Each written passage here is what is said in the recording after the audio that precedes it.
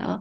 Alors, on va peut-être aller plus en profondeur et se demander vraiment comment ça se manifeste, ce harcèlement, comment ça arrive peut-être petit à petit. Et là, nous avons trouvé un court-métrage de l'INTEF. L'INTEF, je vous le rappelle, c'est donc l'Institut national du travail, de l'emploi et de la formation professionnelle, et qui a fait donc un court-métrage sur la lutte de violence contre les violences sexistes et sexuelles. Donc, sans plus attendre, nous allons passer cette vidéo.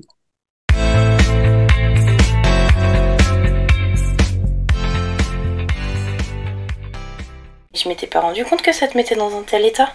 Je t'assure, au début, tout allait bien. Hein. On s'entendait bien, c'était simple. Sur le plan professionnel, on se complétait, on se comprenait. On formait une super équipe. Je comprends vraiment pas ce qui s'est passé. Oui. Bah super, j'arrive. Ouais. Salut Amélie. Salut Thibaut. Je voulais te féliciter pour ta présentation d'hier. C'était parfait, les Cardam étaient bluffés. Je pense qu'on va le décrocher ce contrat. Et franchement, on peut dire que ce sera grâce à toi. Merci. Et encore bravo. Merci. En fait, très joli ton pendentif. Merci.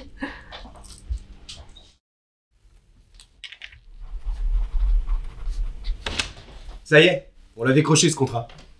Bravo Amélie. Je l'avais dit que c'était pour nous. Bon, maintenant il faut qu'on organise rapidement une réunion avec l'équipe projet. T'as accès à mon agenda, je crois. Tu l'as géré? Ouais, c'est bon, je m'en occupe. Super. Au fait, sympa ton chemisier. Ça met tes yeux en valeur? Non mais moi non plus, je m'en suis pas rendu compte. Tu sais, sous ces airs sympas. Bah, ce type, c'est un vrai manipulateur. Malade. Tu crois pas que t'exagères un peu là? Le café de madame est servi. Merci Thibaut. Super gentil. Allô? Ah non, désolé. Non, Thibaut m'en a apporté un. Non mais arrête. Oui, bah à tout à l'heure, allez. Tu t'en prends pas? Non, ça va, j'en suis déjà à mon 3e. Par contre, si ce soir après le travail tu veux qu'on aille boire un verre, ce serait avec plaisir.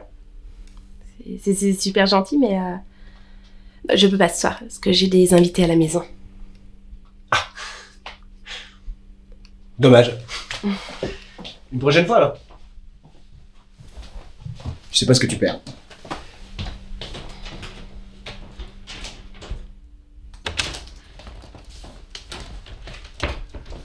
Je suis passé dans ton bureau hier après-midi. Mais t'étais déjà parti. Pourtant non, je suis partie après 18h30, j'ai même loupé ma séance de cinéma. Mais bon, ça va, j'ai pas regardé ma montre non plus.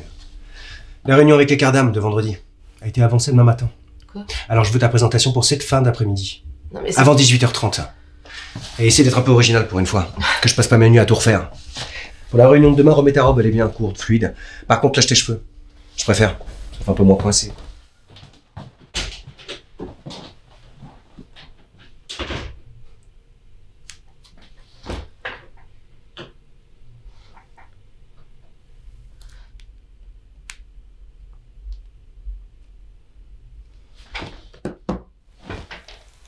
Bah, j'ai bien vu que c'était plus tendu entre vous, mais de la imaginer... Depuis ce jour, ça a été de pire en pire. J'ai essayé de t'en parler, mais on se voyait presque plus alors. Bah ouais, mais tu nous disais toujours que t'avais pas le temps, du coup on pensait que t'avais envie d'être la meilleure pour épater Thibaut. Vendredi midi, vous aurez 6 propositions différentes. Ne vous en faites pas. 6. Monsieur Cardam, je vous dis à vendredi. À vendredi, merci.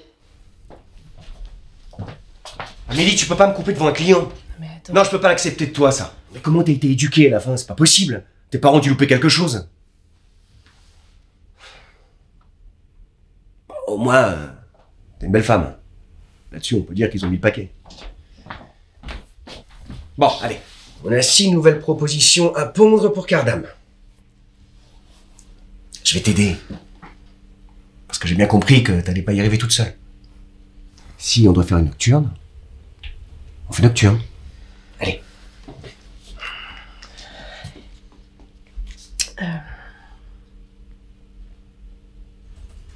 Amélie! Elle est passée où, c'est là? Amélie! Ah, T'es là. Bien sûr, je suis là, Thibaut. Tu veux que je sois où? S'il te plaît, Amélie, commence pas à monter sur tes grands chevaux, hein. On t'attend en salle de réunion depuis au moins une demi-heure avec les quarts d'âme. Mais une réunion avec les quarts d'âme maintenant? Mais je savais pas... Mais enfin quoi, Amélie? Oui, il y a une réunion, cette réunion est prévue depuis 2 jours. Tu ferais bien d'écouter ce que je te dis et de noter tes rendez-vous dans ton agenda. Je suis ni ta secrétaire, ni ta babysitter. Et arrange un peu tes cheveux. Et un peu de maquillage, ça te ferait pas mal non plus. Faut que tu te bouges là, Amélie. Tu savais que ce dossier serait compliqué à négocier. Alors tu vas pas tout faire foirer. Allez, t'as 1 minute pour te refaire une beauté. Je le supportais plus, j'en pouvais plus. J'avais de plus en plus peur, je dis... Mathias, souviens-toi ton pot de départ. Mais t'es pas venu? Amélie, tu peux vérifier ça pour demain? Non mais il y a le pot de Sophie dans 1 heure. Non, Amélie, tu sais bien que j'ai besoin de toi sur ce coup-là. Et puis, je sais bien que boire un verre, c'est pas ton truc. T'es toujours toute seule dans ton bureau. Mais tu vas pas me faire croire que tu vas t'amuser à ce pot. Regarde-toi, t'es pas habillée pour faire la fête, t'es pas coiffée. Pour une femme de ton âge et foutue comme t'es, tu pourrais faire un petit effort quand même.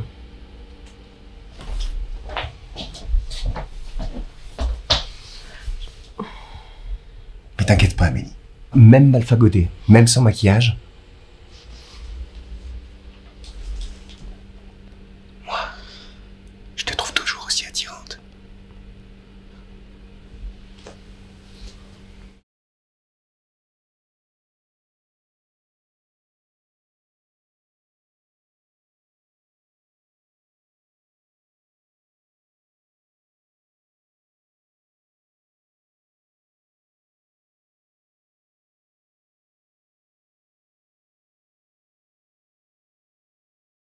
Donc, voilà cette vidéo que je voulais vous montrer. Elle suscite, je pense, un certain nombre de commentaires de votre part. Peut-être, Jean-Bruno, tu aurais des choses à dire? Oui, alors, même depuis ces 2 vidéos, il y a vraiment déjà un mot qui est un peu technique qui me vient à l'esprit, mais qui est un mot grec que beaucoup de gens connaissent. On parle de ressenti. Et pour nous, en tant que médiateurs professionnels, tout ça est géré, ces ressentis qui vont être partagés ou non partagés en fonction des personnes qui gravitent autour de nous. On l'appelle l'homéostasie, cette histoire de stabilité de l'homme à l'intérieur de lui-même.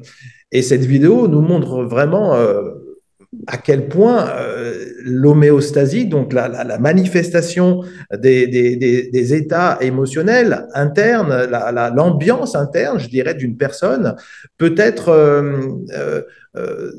diriger la personne vers une direction qui va lui être progressivement délétère. On voit bien dans cette vidéo, par exemple, que le diabolique manipulateur, hein, qui arrive progressivement à ses fins, y arrive notamment lorsque sa victime reste murée dans le silence et qui finalement abandonne. Elle ne remarque pas, elle ne fait pas remarquer, elle n'émet pas l'information à la personne, entre guillemets, harceleur, qui ne toque jamais avant d'entrer, par exemple. Donc, on voit bien que tout ce qui est tourné vers l'écoute intérieure d'une personne face à une hiérarchie va vraiment contribuer, en tout cas, à la mettre dans un état de victime et progressivement va la murer dans un état dit harcelé. Et donc, l'idée, ça serait que cette attention, cette vigilance et l'écoute à chaque instant de son ambiance interne, et puis ensuite une certaine audace ou peut-être une certaine maîtrise d'affirmation de soi, de rhétorique, de confiance sur une expression, eh ben, dans certains cas, ne s'improvise pas. C'est pas possible pour la personne. Elle ne va pouvoir en parler que lorsqu'elle sera sur son divan avec sa copine, avec qui elle a établi un lien facile, plus facile pour elle. Et donc, c'est le problème, c'est que si elle ne le dit pas directement à la personne concernée, eh bien, l'engrenage, encore une fois, s'installe. Et donc, c'est bien d'un apprentissage de savoir-être en matière relationnelle dont il s'agit, en matière d'émission, d'information, tout de suite, sur l'instant dont il s'agit. Et donc, du coup, oui, ça me fait tout de suite penser à un développement qui doit être fait par les entreprises sur un savoir, un apprentissage, d'être dans l'affirmation et dans la capacité de répartie immédiate. et non pas a posteriori à la fin de la journée avec une autre personne. Merci Jean-Bruno. Joël? Oui, merci Jean-Bruno, parce que vraiment ça alimente, ce que tu dis alimente la réflexion et ça nous fait progresser. Donc dans cette vidéo, ce qu'on peut constater, c'est qu'au début, finalement, tout a l'air de bien se passer. Hein, on est plutôt dans la bienveillance, avec une forme de reconnaissance du travail réalisé. Donc ça se passe plutôt bien. Et puis des bribes, des petites phrases sur le pendentif d'abord, et puis après c'est sur le chemisier, ça commence à se préciser. Là, quand même, cette jeune femme, ça l'interpelle. Et puis petit à petit, bon, il y a un moment donné, bah non, je ne peux pas venir boire un verre. Ah, là, il y a une opposition. Et là, on voit bien que la relation, elle bascule et qu'en fait, de la bienveillance, il va passer à la tolérance parce que finalement, elle fait peut-être pas si bien que ça, et puis ses cheveux, et puis quand même, et puis comment elle s'habille, etc. Donc voilà, il tolère, mais il y a des chauds et froids. Et puis on arrive vraiment à la situation, on va dire, extrême, où non seulement son hiérarchique, ce chef de service-là, assène des consignes de plus en plus difficiles à tenir, hein, dans les délais, dans la quantité de travail. Et donc, là, il passe vraiment à la surveillance. Qu'est-ce qu'elle a fait? Et puis, elle n'a pas compris et elle est complètement déstabilisée. Alors, c'est vrai, Jean-Bruno, quand tu dis, mais dans les entreprises, on devrait… Et oui, bien sûr, apprendre aux personnes, tout de suite, c'est une question relationnelle, comment faire, comment s'affirmer. Mais ce qu'on peut constater, et depuis sans doute que le travail existe, c'est que c'est pas vraiment ce qui a été fait et que ce qu'on attendait par la position hiérarchique, c'est plutôt une forme d'acceptation, voire même de soumission à la hiérarchie. Le lien de subordination, il est sans doute très important dans ce qu'on peut observer au travers de cette vidéo. Peut-être que s'il n'y avait pas eu le lien hiérarchique, la jeune femme aurait peut-être réagi plus tôt.